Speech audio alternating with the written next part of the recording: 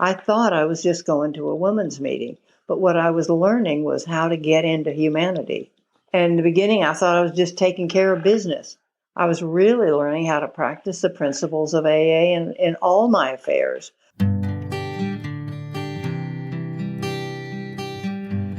Well, hello, friends of Bill W. and other friends. You have landed on Sober Speak. My name is John M.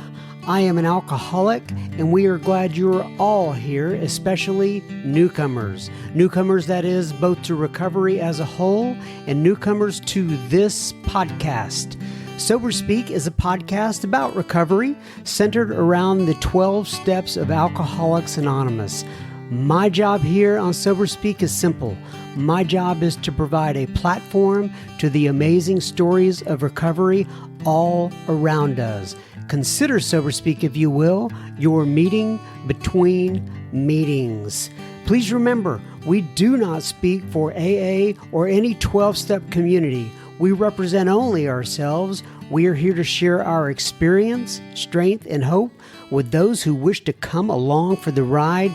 Take what you want and leave the rest at the curb for the trash man to pick up. Live from Studio AA, deep in the heart of Texas, that was the voice of Rena that you heard at the beginning of this here episode number 276, and you're going to hear so much more from Rena in un momento, but first things first, this episode is being brought to you by Brad and Jim and Sherry. What, you may ask, did Brad and Jim and Sherry do? Well, they went to our little website, www.soberspeak.com, clicked on the little yellow donate tab, and they made a contribution. So thank you so much, Brad and Jim and Sherry. This here episode is coming right out to Ewan's. All right, I saw something in the super secret Facebook group this week that I liked, and I'm going to go ahead and read that.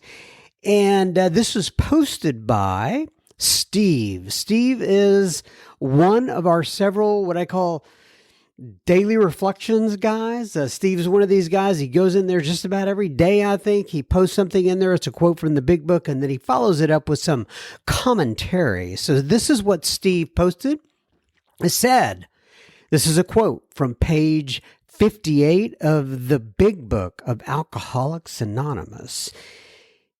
If you have decided you want what we have and are willing to go to any length to get it, then you are ready to take certain steps.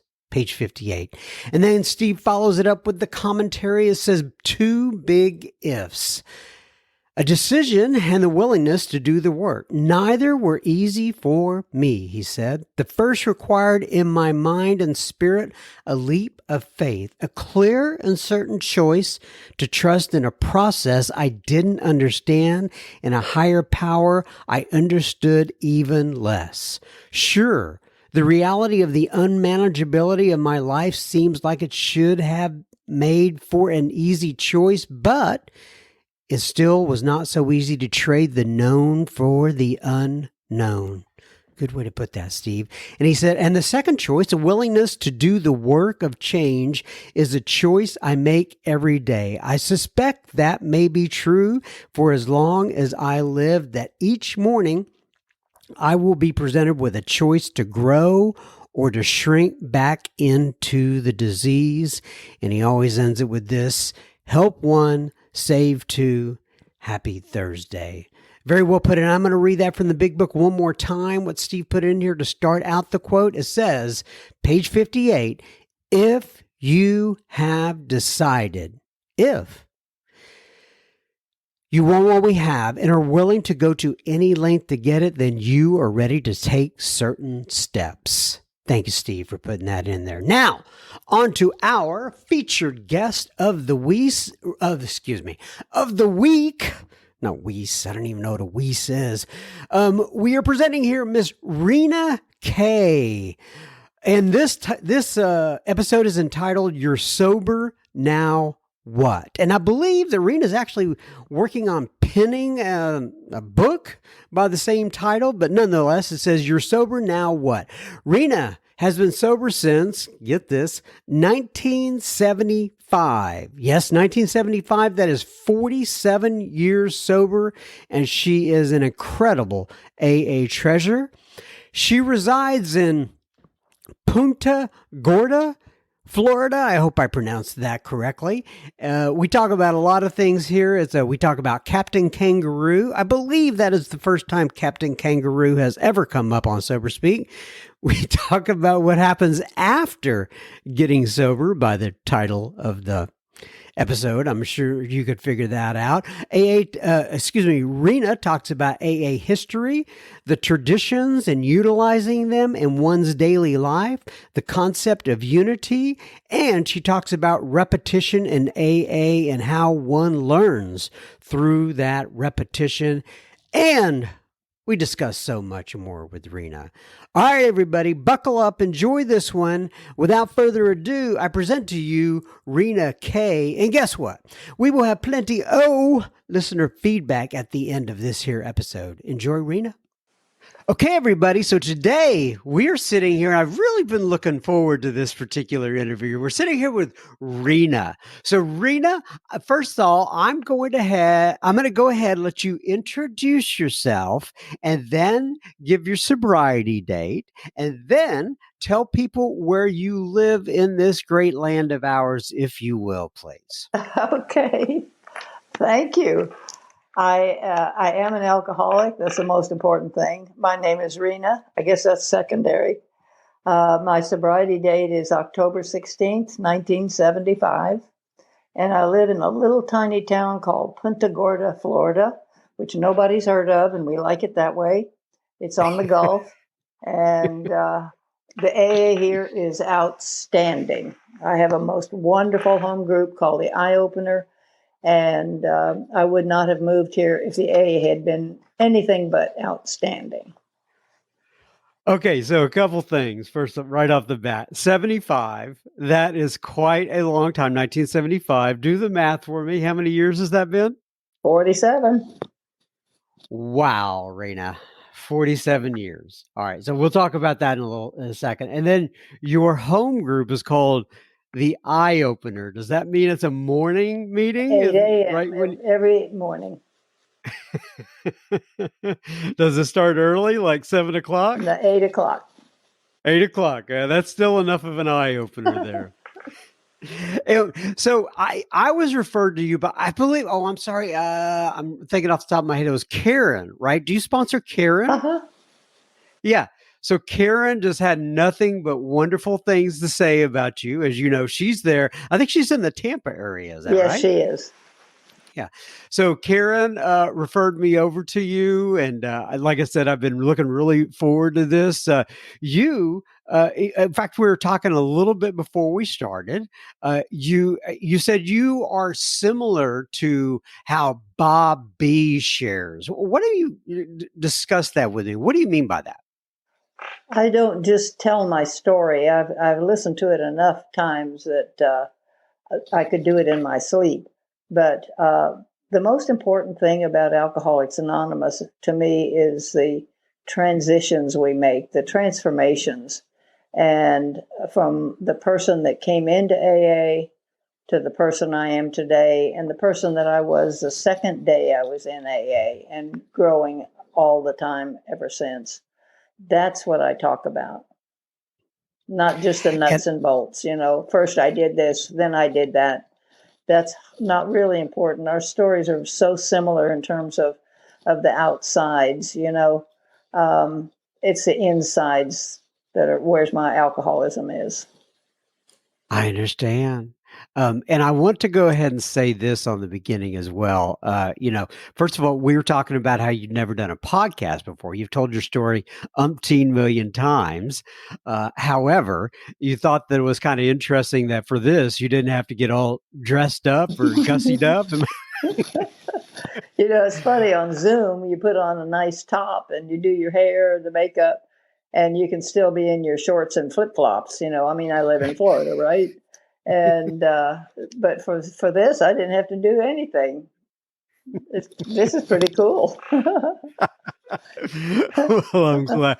Well, we'll try to make this a pleasant experience for you on your first podcast. Um, okay. So I this is what I always run into with somebody who's been sober nearly 50 years, not quite. How do we cover a lot of ground in a very short period of time? So let's go. Let's take us back first of all to what was going on with Rena before 1975. Where do you want to start? Well, actually, it's simple. The hard part is cramming in the esoteric part. It's like, let me start by saying that, for example, on my first anniversary, my sponsor was going to give me my medallion, my 1 year medallion. I'd been looking forward to it all year.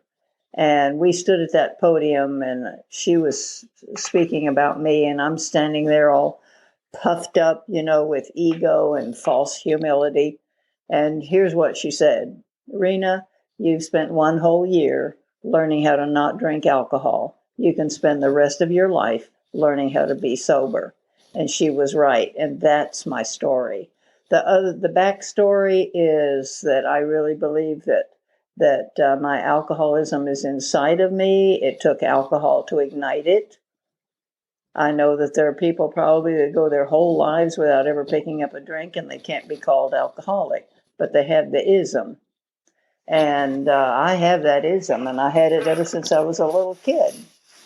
I was born into a military family, and we moved all the time, and I had a mother and a father and a sister and a brother, and they were all happy doing this. They moved all the time. We moved all the time. I hated my life. As a little kid, I hated my life. I was Hmm. sullen and withdrawn. I was socially inept. I didn't belong. The usual things. I had all of the isms. Didn't fit in. Felt like, I was just born the wrong time. And as a result, I got into reading, which was my first addiction. Um, I used to think I read to escape, but I read really about families. When I look back, families that played together, worked together, loved each other, the John Boy kind of syndrome. And and I was looking for a sense of belonging always. I had this yearning from a little kid. And what happened for me was when I was 7 and my little brother was 5, he died very suddenly and tragically, and our whole world changed. My parents never mentioned his name again, to us anyway. And Wow. it filled me with such, I mean, I was already self centered, and it filled me with such terror that I couldn't even begin to fathom it. And so I completely got into my own self reliance. I'm the only one that's going to take care of me. I had no idea what kind of power people had that could kill a kid, with no explanation. And I made up my own rules about how the world was, and I lived by them until I came into AA. And they were completely screwed up. I mean, I viewed the world very as a hostile, hostile place, and I reacted So, accordingly. do you mind if I ask how your little brother died? He drowned. He was 5 years old, and we were living in Seal Beach, California. And he was told not to go to the ocean by himself. 5 years old. He went and he got pulled into the undertow and drowned. And all I remember about it is a policeman coming to the door. Wow, what a way to start out there. Okay, so your brother drowns. It's tragic for the family. However, he's not mentioned. And did you find that strange at the time? No, they didn't talk about anything. Don't forget, my parents were from an era where you didn't really talk about anything. I'm not blaming them at all. They did what was right for them at the time according to what they knew. And that was what they did in those days, apparently, was just somebody dies, you don't talk about them anymore. Later on, my little sister died of a brain tumor. And never mentioned the first thing my parents did was change her room into a library. She was 13 years old. And that was just the way things, well, at least in my family, that's how they were done. But my whole thing is, it's my perception that's the problem. And I perceived all of this in a way that was very, very scary and unhealthy. Okay, so your childhood had a couple of tragedies there. And then when did alcohol and or drugs or whatever was going on with you start to get introduced into the picture? Well, I was a late bloomer. My parents, it turns out, I knew my father probably had a drinking problem because he would get drunk and he'd shout at me. I was no good. I was never going to amount to anything. I think what it was his only son had died. And so he drank and he yelled. And my mother, I really believe she died the day my brother died because she just was kind of withdrawn completely. And she had this disapproval attitude. No matter what I did, it was never going to be enough. And as a result, I didn't really see alcohol as being very positive. I didn't want to have anything to do with it, really. But I think I'd already gone through one husband and was working on number two. Well, And how old were you when you married the first one? I was 18.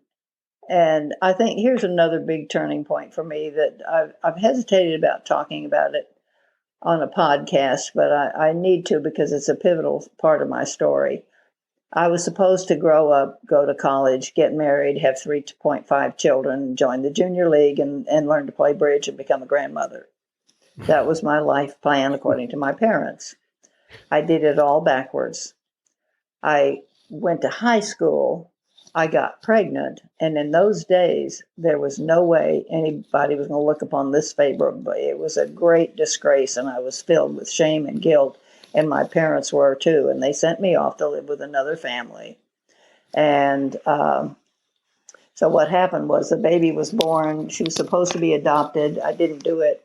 And I married the father. 2 years later, I divorced the father and gave my daughter to his parents to raise. And I think that's pivotal because at this point I had not had a drink, but it was soon thereafter that I started drinking. And ostensibly it was because I was nervous with this second husband date. And he offered me a Manhattan and I took it. And I wanted just to be able to relax a little bit. And I really think that that's when I was, the whole alcoholism thing was ignited in me because I didn't have just one drink. I drank until I got drunk. And I did that every time I had a drink. I could not stop. I couldn't control in any fashion right from the get-go. I could not control the amount I drank. I learned to not have anything if I couldn't have all I wanted. And I ended up marrying that husband and marrying a couple other guys after that. And because my real story is about the drinking. And I knew nothing about alcoholism. I didn't know about the progression. I didn't know particularly about the progression in women and that it was a downhill slide. I can look back now and see from that first drink down to the last drink. John, I'll tell you, the thing is, when I quit drinking, I had totally isolated myself. I lived in my dirty old nightgown because it took too much energy for me to take a shower or wash my hair. I didn't see anybody, and I didn't want anybody to see me drunk, so I completely withdrew from everybody. It was a miserable, miserable existence. Now, in 1972, I went to one AA meeting. And I went to the meeting, and I don't remember anything about the context. I was living in Dallas, Texas at the time. And I don't know if you know that, but I actually am in the Dallas, Texas area. I did know that. That's right. Yeah. And what do you remember what meeting you went to at the At the time? Preston Club. Yeah, I it's found still out around. later. Yeah, I found out later. It's a very good meeting. But I didn't Yeah. look at it that my perception, I tell you, rules my life. And my perception at that time, I left the meeting feeling kind of superior. I was dead drunk when I went. I could hardly drive. I was so drunk. And I remember feeling kind of superior. I gave him $1 and I left thinking, isn't it nice those people have a place to go? I can do this on my own because I'm totally self reliant. I've got every power in me to do this. And I'll tell you the truth, the next 3 years were a living hell because I tried to control my drinking. And that's when I got completely isolated. And that's all I thought about was drinking or not drinking. And it was bad. It was 24/7, you know. And I did things like, you know, I learned that if I had a glass of scotch first thing in the morning when I woke up or came to, then I didn't throw up. And so I would get my glass of scotch. And in those days, we didn't have cable. We had 3 channels. We had that went off at night. Well, they came on in the morning, and I had a choice of 2 channels at that point. One, I could watch the farm news, or I could watch Captain Kangaroo. And I would sit there with my glass of scotch watching Captain Kangaroo. I still love that man. He was a great friend. These were my contacts. These were my people, you know. And if it hadn't been for an absolute miracle, I never would have gotten sober. I would have died. In those days, when I would try quitting drinking every once in a while during that 3-year period, and I had learned I had to put myself in a hospital to do so because I'd go into convulsions. I'd have seizures. I was a really low bottom drunk. And And so another thing I want to ask you about, you were talking about in those days, in 1972, 1973, 1974, 1975, all throughout that era, I would imagine there weren't many women alcoholics that were in the room. Am I right? there weren't. Now, this is my perception that I was the only woman and that they were all men. It may have been true. Hmm. Yeah, there couldn't have been too many. Okay, so I took you off track there. So now you're going to you went to that meeting, and then you went back out for a little while, and then take me past that, Rena. Well, I never ever got sober, you know, and I never. I decided AA obviously was not for me, and I had all the bewilderments. I was restless, irritable, and discontented, and as a matter of fact, I moved from Dallas. The next day, I was afraid these people were going to come after me, and so I told you I looked at the world as a hostile place. And I packed my car at night and I drove to Florida. And that's how I got to Florida the first time. Did you know where you were going? No, just headed east. I had lived in Wow. California for many years and I'd lived all over the world actually. But I kept on heading east and I ended up in Florida. But the the drinking was just so, I mean, it was surreal, my life. It was totally surreal. Uh, I was so full of self pity. I was so lonely, and I had all of the self pity thing going on. Uh, the judgments that I made about the world were formed when I was less than 7 years old. And I really believe I had every character defect firmly in place by the time I was 7. And when I got to AA, they were the same ones that I formulated, I chose when I was 7 years old, when my brother died. And, they don't call childhood the formative years for nothing. It's hard work being a kid. I mean, you got to figure out the world, right? Right. And I tell you what, when I got sober, and as I say, I've got to tell you about my miracle. I was not doing anything that day. I was just another day. And there was I remember a glass of scotch on the bedside table, and it was left over from the night before. Thank God I hadn't put a cigarette out in it. And I was going to drink it when the phone rang. The phone never rang because I had isolated myself from my family, from any friend I might have ever had. And it was a woman that did not know me. She'd gotten my number by mistake. I had no clue who she was. And she had 6 years in Alcoholics Anonymous. And for some reason, we started talking. And here's a kicker. This is what makes AA work. I've been to psychiatrists through the years trying to figure out why people didn't treat me the way I should be treated, and why these men particularly just didn't do right. But the psychiatrist always started out by saying, "Tell me about yourself." This woman did not do that. She said, "Let me tell you about me." And she told me about her drinking. She told me about the shame and the guilt she felt.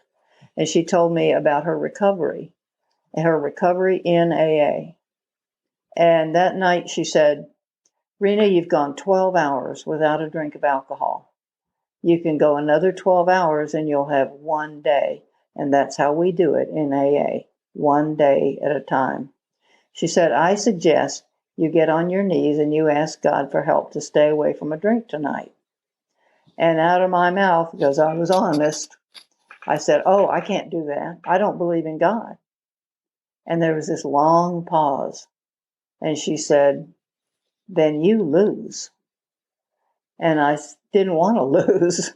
I already was a loser, and I did not want to lose the only human being I'd ever made real contact with, the first person ever I made a connection with in my whole life. I had, the mask that we all talk about. I was real with her and she was real with me. So out of my mouth popped probably the most profound sentence I'll ever say. I said, "Maybe I'm a little bit spiritual." And that opened the door to be able to try to do something that someone else suggested. It wasn't the great I am coming up with a plan. And I did as she suggested. And the humility that's involved in that is so beautiful and fragile that I tear up whenever I think about that moment. That I agreed to do something I did not want to do, didn't believe in. And I got on my knees after making sure all the curtains were shut, the everything. And I got on my knees and I asked her God to keep me sober that night. And I got up off my knees, and strangely enough, I felt pretty darn good. I should have been going into convulsions or DTs or something by now because I hadn't had a drink. Instead, I went to my bed and I lay down and I went to sleep for the first time. I had a real sleep, first time in years. And I woke up the next morning and I was so excited. I called her and I said, I've got 24 hours. It's been a whole day. I didn't drink last night. And she said, "Oh, Rena, congratulations. That's wonderful." She said, "Welcome to AA. You are now a card-carrying member of Alcoholics Anonymous." She said, "Welcome home." Oh, And that was the beginning. wow. That was the So now beginning. you got your card. You're a card carrying member. Yeah, yeah. So I've got my card and started going to meetings and ended up realizing that my shyness was only it's a manifestation of my self-centeredness. When I look at it that way, it's a whole different ballgame than being shy. Being shy kind of means, you got to accommodate me because I'm shy. Being self-centered means stop thinking about yourself. Rena, go over and find a woman that looks like she's as nervous as you are and say hi to her and see what happens. And I started doing things like that. I got a sponsor. The first sponsor that I got, they said, get a sponsor. And I didn't know what that meant, but they said, find some woman that has what you want. So I found a woman that had a lot of money because I was broke at that time, totally broke. And they said, no, including this lady said, "Oh, no, that's not exactly what we mean. Find a lady that has the kind of sobriety you want." And so I found the sponsor that I had for more than 40 years. And Tommy died in 2017. I still miss her, but I'll tell you what, I have another sponsor. I am not going to be the be all and the end all for me. I cannot be objective about me. I need So somebody. when somebody with 47 years is trying to find a sponsor, is one of your criteria is that they have more sobriety than No, you? Okay, gotcha. she has 10 years less than I have. Yeah, And, because it must be hard to find people with over 47 years sobriety. it really isn't, but most of them I know, they don't have what I want. And this girl does. She's got a spiritual program that is just wonderful. And I've known her for a long time. She's one of the speakers, and I met her at a conference. I'm a conference junkie. I either go to speak or I go to listen. Either one, I don't care. And I've known her for a long time. And when the time came, I knew exactly who I was going to ask. So I want to go back to okay, so you get sober, right? And obviously just from listening to the first part of what you discussed there, there's some wreckage to be dealt with. Oh yeah. Uh, in particular, I'm thinking about I think the daughter, uh, and maybe some of the husbands. So why don't you? I mean, you just pick what you want to tell me about I guess, the amends part, cleaning up the wreckage of your past. What happened during those years? Well, most of the men, were so transitory that I mean, I wasn't there. They weren't there. There was no amends to be made. And, but my daughter, you're absolutely right. I think a lot of my drinking had to do with that guilt. I've got to tell you that in 72, before I went to this meeting, AA meeting, my mother was diagnosed with terminal cancer. And for some reason, and the only thing I can think of is that God had me do this, and it seemed like it was my idea, so I did it. I came to her house and I stayed with her until she died. And the only thing that God put this in my head too, I know. The only thing I thought of that would make her happy would be to see me and my daughter and her only grandchild in the same room. So I contacted Roger's parents, the father's parents, and arranged to have Nina come. They lived in Northern California. My parents lived in Southern California. And so I flew up and got Nina and brought her back down to be united with all of us. And it was the most amazing thing. I had been in denial about her for so long, John, that it was an amazing thing. And we started this kind of halting relationship. She was 13. I had not seen her for 11 years. And so we had this we didn't know what to do with each other, you know. The guilt that I had was just so enormous. I'm sure it kept me drinking for years. But the relationship that we established had one more abandonment to go through. And that is when I went back, my mother died, and I went back to Dallas. She stayed in California because she was 13 and in school, right? And we would see each other a little bit, but my drinking got so bad that I couldn't see her. I was too embarrassed. So I would make up excuses why she couldn't come to visit. And I did not see her again until I was about 3 weeks sober, real sober. And we have a good relationship now. Since we didn't know how to do the mother-daughter thing, we made up our own rules. And we have a really good relationship in the sense that I look at her kind of like a really good friend, and she does the same to me. She's a younger friend, and I'm an older friend. And we get along. She calls me Rena, and we get along just fine. She's an amazing person. God, I really think that alcohol allowed me to drown that unbearable pain that I felt from the shame of the abandonment that I did to her, where it was all self-centered. It was all self-centered.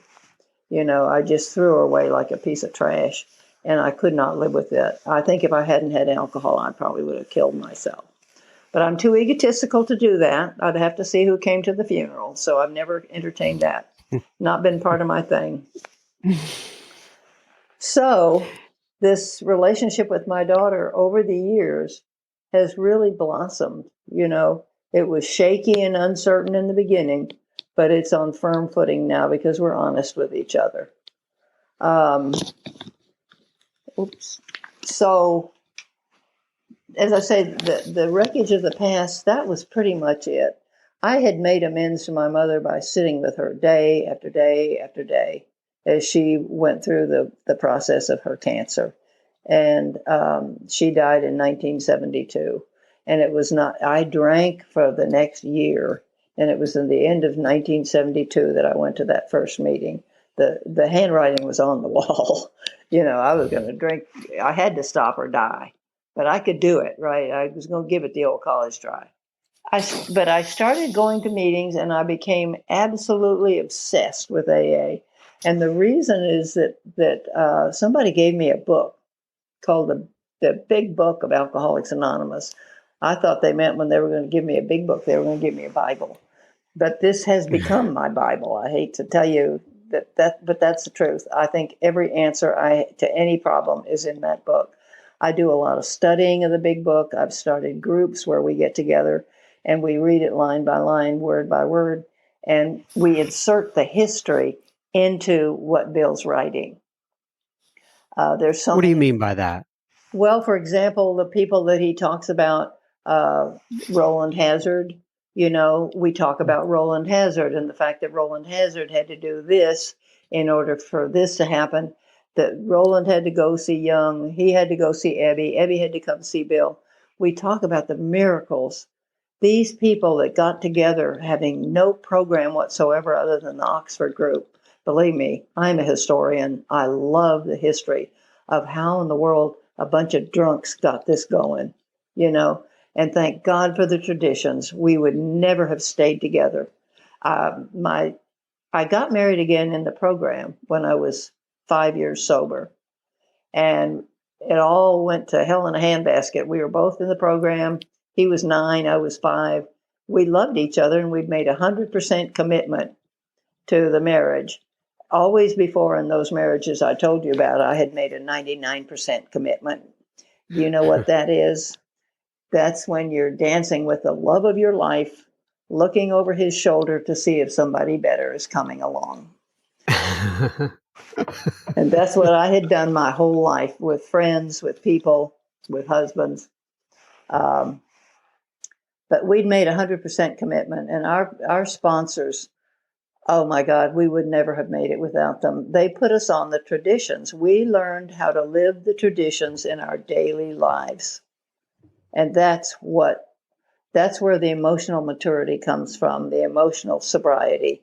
That we worked on our weird dependencies, the faulty dependencies that Bill talks about, Bill Wilson. And we worked on our own self-centeredness. We worked on being able to be equal in a relationship. And we worked primarily on unity. The concept of unity was so important. And the neatest part is I take this into every area of my life. I can be in the grocery store practicing the traditions. The traditions allow me to live comfortably in the world, and certainly it ended up with Bill and me having a very good, healthy, adult, grown-up relationship. So, give me an example. When you say you work through traditions, I can see in the marriage through unity and such, but when you're working through traditions like in the grocery store and in your daily life, talk to me a little about that. I'm a great believer that each group is autonomous, and each person in the group is autonomous. They're their own person. They're not a meld, And when I see a clerk at a grocery store and I'm putting my groceries on the line and she's scowling or something and looking harassed and like she's not there, I can say, "Are you having a bad day?" And she will usually smile and say, "Yes, I am," And we end up joking and talking And I'm not trying to change how she feels. I'm just trying to connect. I I really understand. believe the longer I'm sober, that the point of the world, the point of being alive, is to connect, to love one another, just like it says in our big book, love and tolerance of others. It just makes me so when I hear people say, love and tolerance is our code. No, it's not. Love and tolerance of others is our code. Others. And that means everybody I meet. And I have made some silly mistakes. I was with a friend in the program and I went into a store. We were shopping and I had to be 25 years sober. And the only clerk was on the phone. And I was sure she was talking to a friend. She wasn't doing business. She finally got off the phone and I told her what I thought of her manners, her business psyche, and she told her she could keep her little clock that I wanted to buy. And I walked out of the store with my little friend trotting along behind me. And I didn't go 2 feet. I turned right around, went back in the store, made amends for my behavior, and I bought the little clock. And because nobody does it perfectly, I still make mistakes and I always will. But the neatest part of AA is that 10th step, where we can apologize, we can make amends. I don't have to be some kind of fool, and leave it there. In the past, I never would have gone back, ever, because my false pride wouldn't have let me. So using the traditions in that sense, that there's a unity to every group, and every group is a group of two, is a group. And with friends, it's not just in an AA meeting that I practice the traditions in a group setting at my home group. That's probably the least place that I practice it because I'm not there all the time. But I'm around my husband. By the way, Bill died in 1997, one afternoon on the golf course with his AA buddies doing exactly what he wanted to do. And I'll tell you what, the women in AA saved my sanity. All of AA held me up while I went through the shock and of his death. And the neatest thing is I would hear a woman say, well, I don't want to bother you, somebody I sponsored or not. And I would tell them the truth. You are not bothering me. The only time I'm not thinking about me is when I'm talking to you about you. I learned so much about how to be a good sponsor during that period of time. I think sponsorship is something I can talk about for hours, but I won't. Not here, because it's the most important relationship I've ever had, ever. And I have learned how to not only be sponsored, but I've learned how to be a good sponsor. And a ton of that is because I practice the traditions. I'm not anybody's boss. I'm not anybody's arbiter. My sponsor said, Rena, I don't know what's right for me. How in the world can I know what's right for you? She never gave me advice. She told me what she did, and she told me her experiences and the overall experiences of AA. I mean, she even had me not dating the first year of sobriety. And here's how. She said, Rena, you are so sick. Only a sick man would be attracted to you. Do you want to go that route again? Because I told her, hey, I know how to do relationships. I've been married 3 times. And she said, yeah, the common denominator and all that is you and their failures. Think about it. Yeah. She said, why don't you make yourself into a happy, healthy woman, and a happy, healthy man would be attracted to you? I couldn't argue with it. So that's how I ended up getting into the dreaded women's meeting, because I didn't like women. But my sponsor said, you're not dating, you have nowhere to go. So I'll meet you at the women's meeting. And I said, okay. And you talk about different levels of learning. I really think AA is God's schoolroom. I thought I was just going to meetings, but what I was really learning in a safe environment was how to have healthy relationships with women. There was no hidden motives, no agendas, no nothing. I learned to see them as real people, not just cardboard cutouts on my stage where they're supposed to do what I say in order to make me happy and get me what I want. That's kind of the way I looked at the world. up until the time I came into AA and for some time after.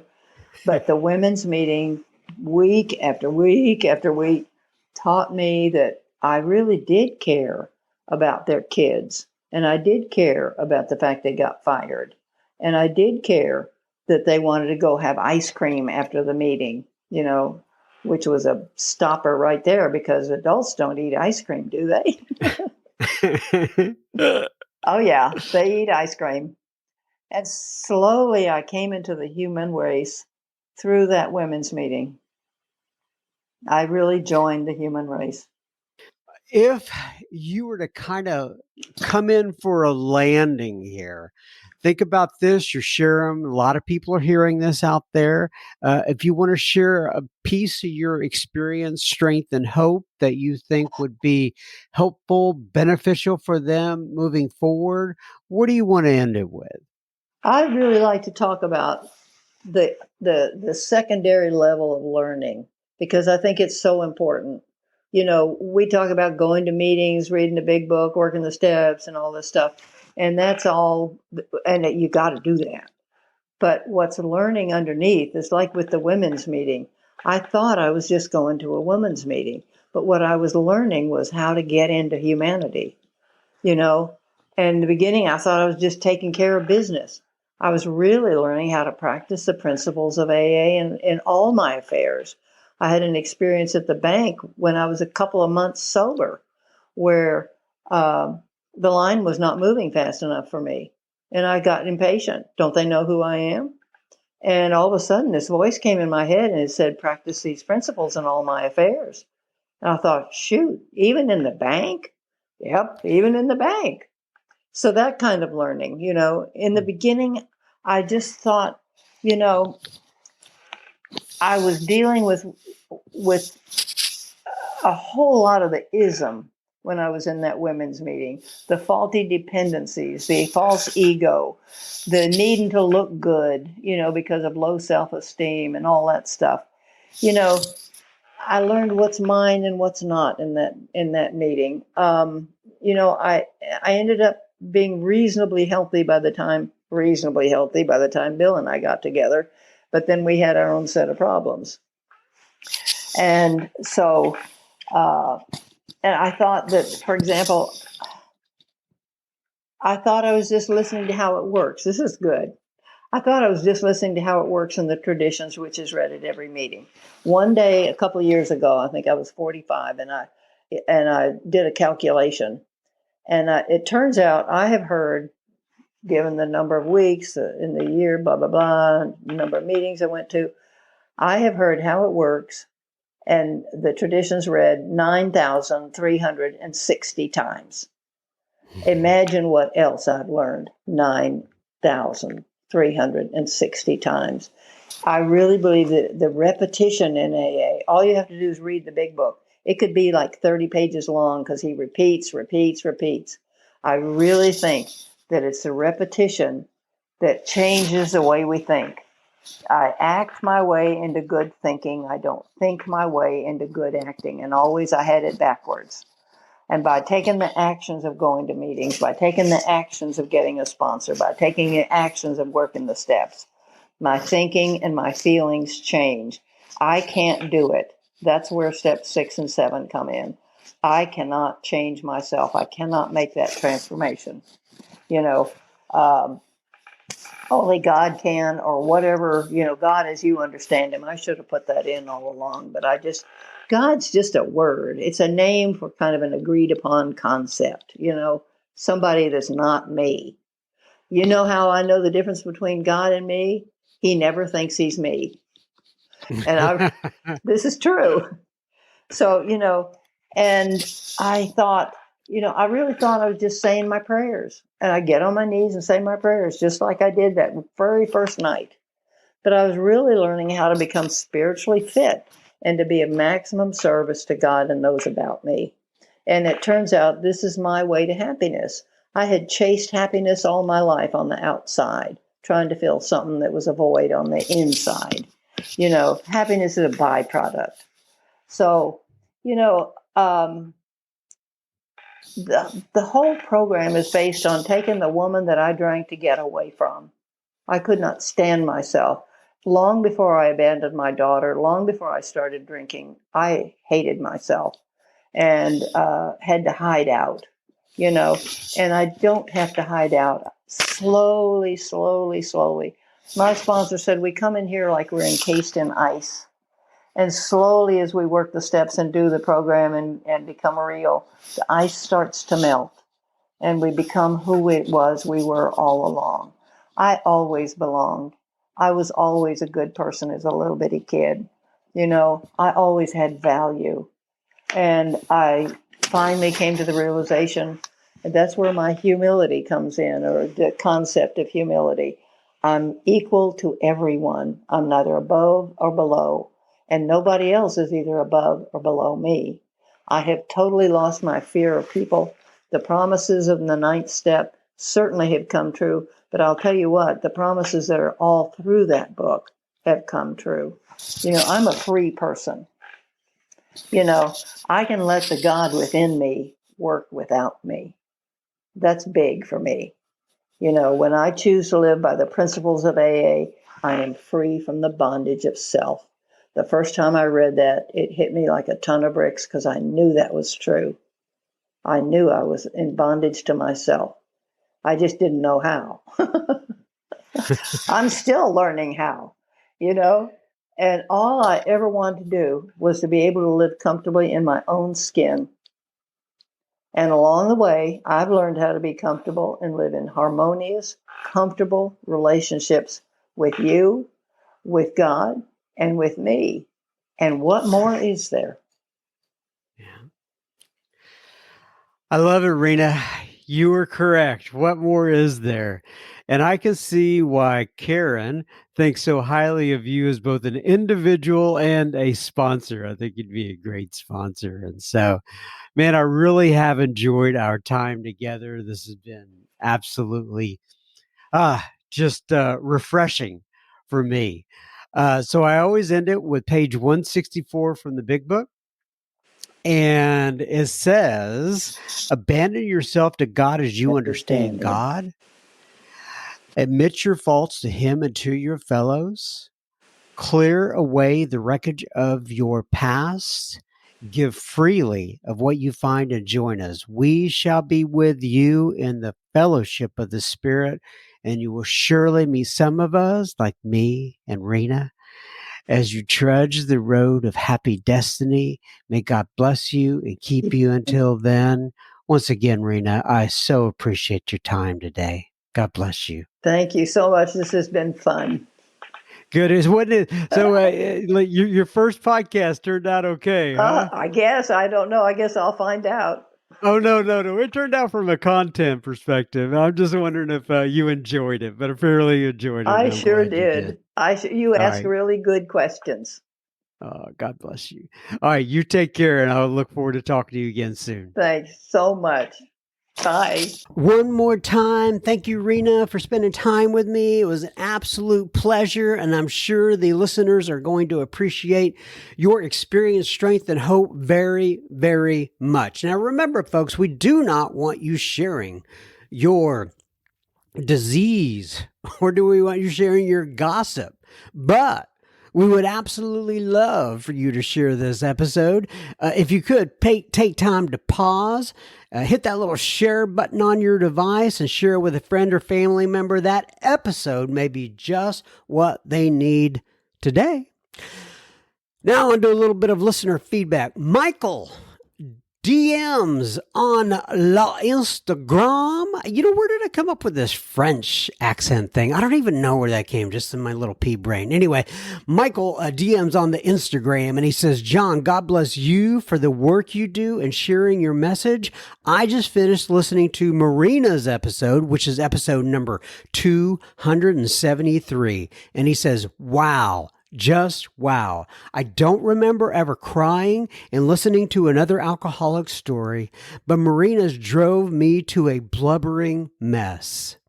What an inspirational and tragic experience for her, but she told her story with such emotional expertise. Truly awesome. Thank you so much for this podcast. And I agree, Michael. And if you ones out there have not listened to episode number 273 with Rena, I would highly suggest you go on back there and listen to that episode. Quan writes in from San Francisco. He says, "Hi, John. Quan from San Francisco here. I love your podcast, everything about it. I find it funny how people who don't know how to use the fast forward button laugh out loud." What he's talking about is when people... when people complain sometimes about me and the introductions and all that sort of stuff, he says, I guess there's people that just don't know how to use the fast forward. That's a good point, Quan.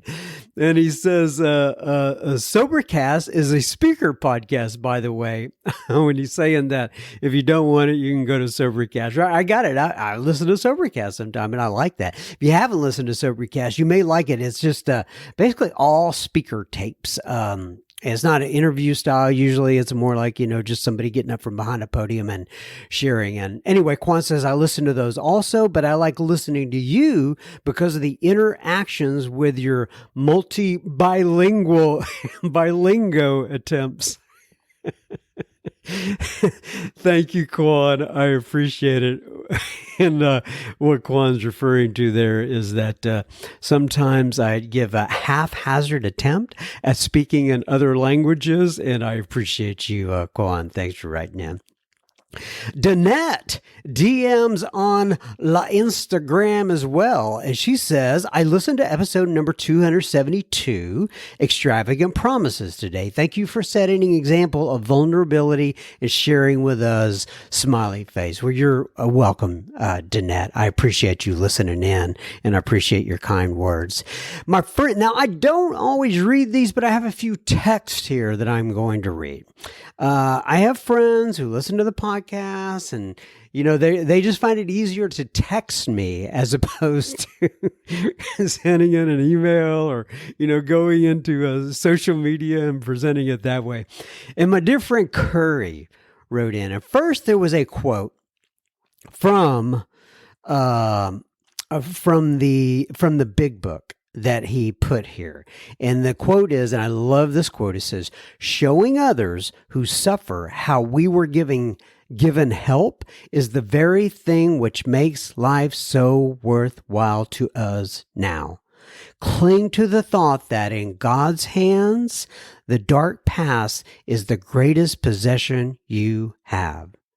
The key to life and happiness for others. With it, the dark past, you can avert death and misery for them. And so Kerry actually texted that in after he listened to my episode. When I say my episode, the one where I shared my story on episode number 272, Extravagant Promises. And then he wrote after that, Juan M. He calls me Juan. And he says that's a term of endearment. Brother, I listened to your podcast and I shared it with a close friend who has had similar experiences. She's not an alcoholic. However, your story moved her to the point of tears. I just want to commend you for putting that testimony out into the world because the world needs your story. I feel blessed to have heard your message this morning, and I truly thank you for all the countless ways you've helped me and my own journey. I was reminded of the attached reading, the one I just read, from the Big Book by your story. God bless you, your family, and your sweet mama Twig in heaven. Curry. My mom's name, she used to call herself Twig, and that's what Curry's talking about. Thank you so much, Curry. Thank you for writing that in, my friend. I appreciate you. And Mama Twig up there in heaven, if you're listening right now, I love you. And I wish I could give you one more big hug. Sorry, I didn't expect that. Casey, my friend, also texted in. He says, I was so delighted to hear your experience, strength, and hope this morning on on Sober Speak. I know it was a hard decision for you to release your episode, but it was absolutely fantastic. I love you, buddy, and I'm grateful for our friendship and all the service. Love to you as well, Casey. I appreciate you and everything that we've been through before and all your service to the program of Alcoholics Anonymous and your friendship. And then my friend Jim texted in. Actually, did he? Yeah, he texted also. Happy New Year to you and Shannon and the kids. John, loved hearing your story. Today, I've been listening for 4 years since Brenda J., episode number 51. Oh, you started with a good one there, Mr. Jim. What a blessing you are to me, and I've got my 3-year chip right in my pocket. God is great. Well, God bless you, Jim, and that is fantastic on your 3 years. I absolutely love it. And yeah, Brenda J. was, oh gosh, she was just absolutely fantastic. So anyway, congratulations once again, Mr. Jim, on your 3 years. I appreciate you, your friendship, and love to you as well. Ricky writes in and he says, hey, today's episode on Sober Speak was perhaps the best ever. Good job, buddy. And he was talking about the episode where I was featured. Thank you, Ricky. I appreciate you, my friend, and love to you as well. Lori writes in and she says, hi, John M. I live in Watauga, Texas. My sobriety date is June 29th of 22, and I am coming up on a year. And you know what? By the time I release this, Miss Lori, it may be, I think it's going to be an actual year. It could be over a year, a couple weeks out here. And she said, I heard about your podcast from a friend in AA, and I listened to it on my walks. Listening to other people's story has helped me so much. Thank you so much for your podcast, Lori. Well, if you're out there walking right now, listening, Lori, thank you for listening, and I'm glad we can be a small part of your journey. Jess writes in and Jess says, hi, John. I've been trying to get sober since March of 2022. Unfortunately, I'm a chronic relapser. I've been there, Jess. I understand. And haven't been able to string together more than 3 months of sobriety, but I'm not going to give up. Good for you, Jess. My new sobriety date is January 2nd of 2023, and I just relapsed and drank daily for 3 weeks. I have a great home group in Langley, British Columbia. Great White North up there. And they promote a strong big book message. I am in a big book study as well and getting involved as much as I can with service work. I've been going back and listening to the top episodes. Oh, I think she's talking about, so she went to her website, and if you go to www.soberspeak.com, there is a tab across the top and it says top episodes. And what that means is top listen to episodes. But anyway, and so, and I've listened to Reno John and Sarah G. And Sarah G, her episode about changing her sobriety date really hit home, as I've had to do that a few times. I also really enjoyed listening to episode number 272, where you, John M., shared your story. I am a mother of 2 who suffers from mental health and addiction issues, and I would be lying if I didn't say I was trying to keep my composure at work while listening to your episode. I was very moved. Thank you so much for promoting such a strong big book message in your episodes and find the humor in debauchery. Laugh or cry, right? She put a question mark. Yeah, debauchery. It's a good way to put it. She says, I choose to laugh, and I love that you do as well. I have tried other sobriety podcasts, and I have not found any with such a good, strong, step-based message and a caring host. You are really a good listener and keep things moving positive. I also really appreciate that you do not interrupt the episodes with ads. A small but thoughtful detail that it took me a few episodes to notice, but it really creates the feeling of being in a safe space. Thank you for all you do and for keeping me company at work. Jess. Well, Jess, if you're listening at work, thank you so much much for writing in. I appreciate you. Michael G writes in, and Michael says, "Hi, John and everyone at Sober Speak." So this is going out to the group here. He says, "I have been listening to your podcast since I relapsed after 2 years of sobriety, and I now have 18 months. I truly love your show and the work that you do. I have shared the links with the show to newcomers and old timers alike. I'm originally from Dallas, Texas, and I personally have known many of the guests and speakers on the show and continue to carry the message in North Carolina, my home of the last 4 years. I seem to remember a story. Oh, yeah, I remember that. On your podcast, I often share with people, but I think I may be imagining a bit. And I was wondering if you either knew the story or remember the episode it was in, as I'd like to remember it correctly and share it. So if anybody knows of the story and you can send me, I vaguely remember this, but I couldn't remember what episode on it was on. And he says, the story goes something like this. It's an alcoholic on his knees begging God to keep him sober and the promises that he would give everything he has. God says it's done, and his alcoholism disappeared. Then the man gets up and starts to leave, and God says, "Where are you going? You have to keep up your end of the bargain." And the man says, "Oh, I've got $10 on him," and God takes it. The man comes back and asks for some of the money for gas, and he asks, "What do you need gas for?" The man explains his car.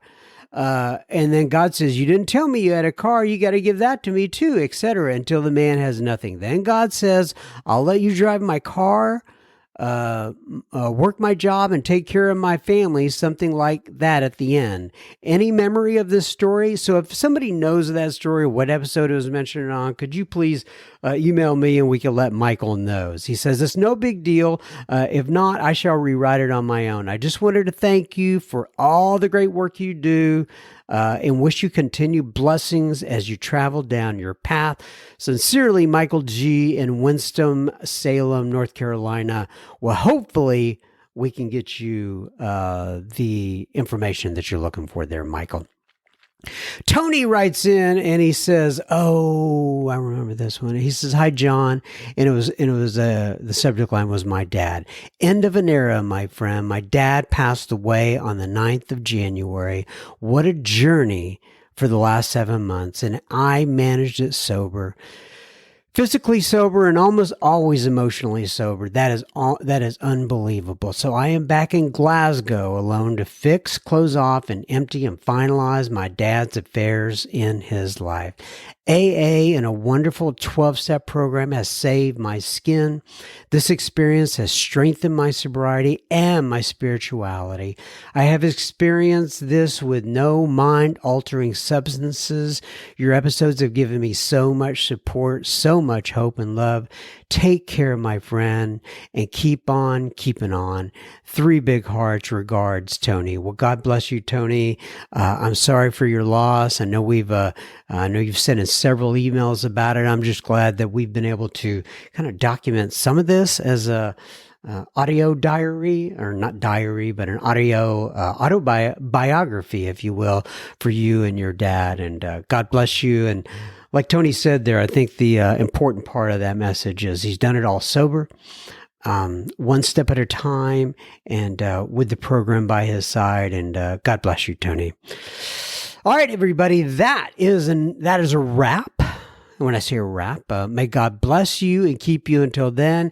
Keep coming back. It works if you work it. I hope to be back next week. I take this 1 week at a time.